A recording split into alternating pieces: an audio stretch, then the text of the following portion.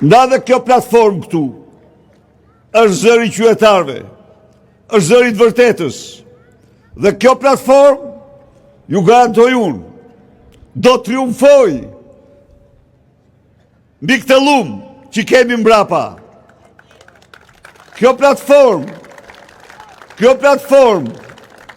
do të tregojë shqiptarëve dhe botës se çfarë është Edi Rama, se është lule lubia në krahasim me Edi Ramën, se Edi Rama po mbron veten e tij, po mbron vjedhjet e tij, po mbron vjedhjet e tij familjare, vjedhjet e tij qeveritare. Miqtë e mi, megjithatë, ai po del çdo ditë më shumë para shqiptarëve dhe botës, ashtu siç është, një armik i egër i qenjes së këtij vendi dhe qenjes së këtij populli.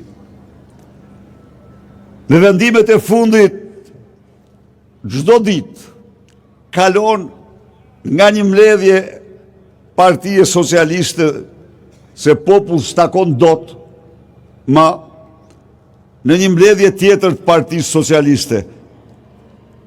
Çfarë u thot? Gati është integrimi, po ecim.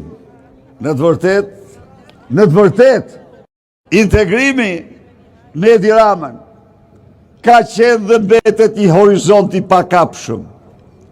Ka qenë një horizont që largohet. 2 javë më parë, ishin 4 vende ato që blokuan votimin e raportit thelbësor, pa të cilin asnjë kapitull nuk mbyllet. Asnjë kapitull. 2 javë më vonë, janë 9 vende. Ju garantoj se pas 2 javësh të tjera do t'jenë 15. Dhe sa më shumë do t'a njohë Europa dhe bota Edi Ramën, aq më shumë do t'a neverisin atë, aq më shumë do ngrihen kundër tij.